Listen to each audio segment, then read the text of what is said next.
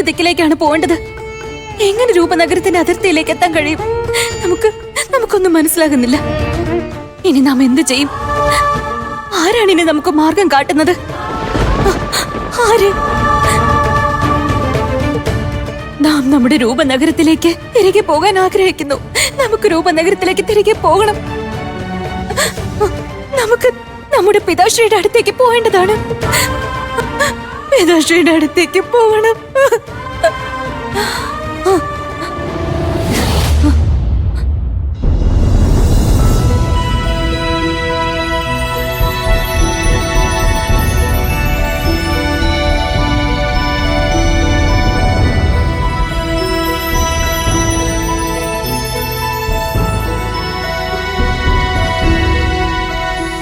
അല്ലയോ മിന്നാമിനുങ്ങളെ, നിങ്ങളെ കാണാൻ എത്രയോ മനോഹരമാണ്.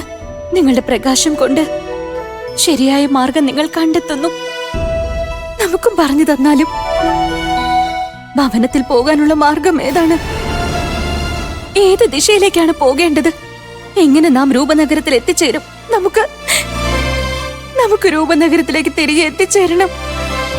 നിങ്ങൾ നമ്മോട് പറഞ്ഞാലും ഏത് ദിക്കിലേക്കാണ് നാം പോവേണ്ടത്? ആപത്ത്, ആപത്ത്, ആപത്ത്, ആപത്ത്!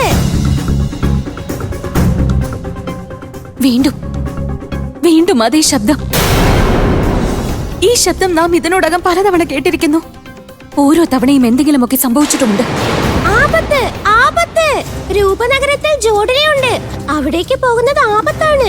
നോക്കൂ, ആപത്തിനെ ഭയന്ന് പിന്മാറുന്നവളല്ലേ ഈ രൂപവതി. നമുക്ക് രൂപനഗരത്തിൽ നമ്മുടെ കുടുംബത്തിന്റെ അടുത്ത്, നമ്മുടെ പിതാശ്രീയുടെ അടുത്തേക്ക് തിരികെ പോകണം. നമുക്ക് പോയേ മതിയാകൂ.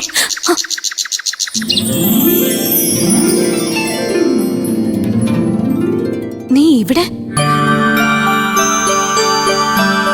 രൂപനഗരത്തിൽ അഗ്നി പടർന്നു. സുവർണ നഗരം തകർന്നടിഞ്ഞു. മഹാരാജാവിന്റെ അന്ത്യം സംഭവിച്ചു. രാജ്യത്തിലെ പ്രജകൾ ഏറെ വിലപിച്ചു. രാക്ഷസറാണി സിംഹാസനമേറി. എത്ര പ്രാണൻ നഷ്ടമായി. മഹാരാജാവിന്റെ ശരീരം ശിലയായി മാറി. രൂപവതി, നീ കൊട്ടാരത്തിലേക്ക് പോകരുത്. പോയാൽ നിനക്ക് മൃത്യു സംഭവിക്കും. എന്നാൽ നീ എങ്ങനെയാണ് പ്രതികാരം ചെയ്യുന്നത്?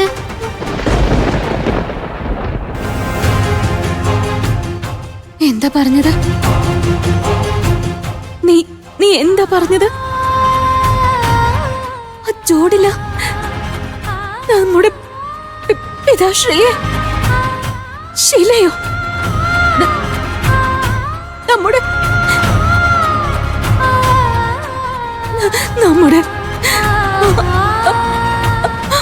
നമ്മുടെ പിതാവിനെ,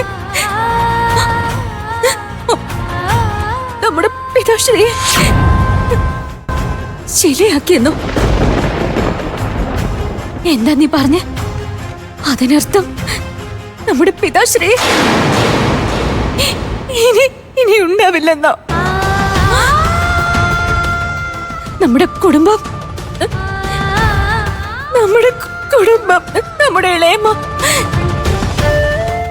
ഇളയച്ചൻ, അനിയൻ,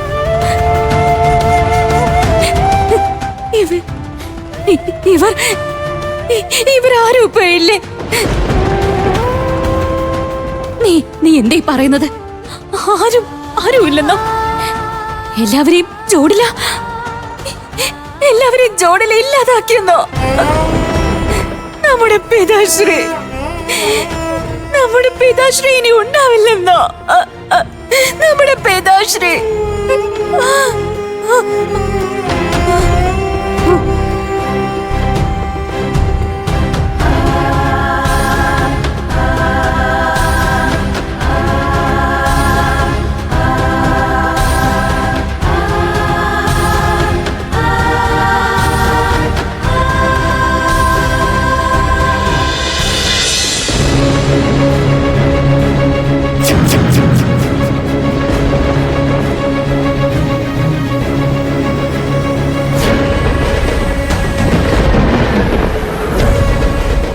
ഇപ്പോൾ വിധി നമ്മെ ജീവനോടെ ബാക്കി വെച്ചിട്ടുണ്ടെങ്കിൽ ഇനി പ്രതികാരം ചെയ്യേണ്ടത് നമ്മുടെ ഉത്തരവാദിത്തമാണ്.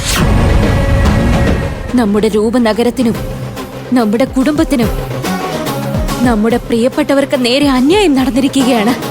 അതിനെതിരെ നാം ഉയർന്നു നിന്നേ മതിയാകൂ.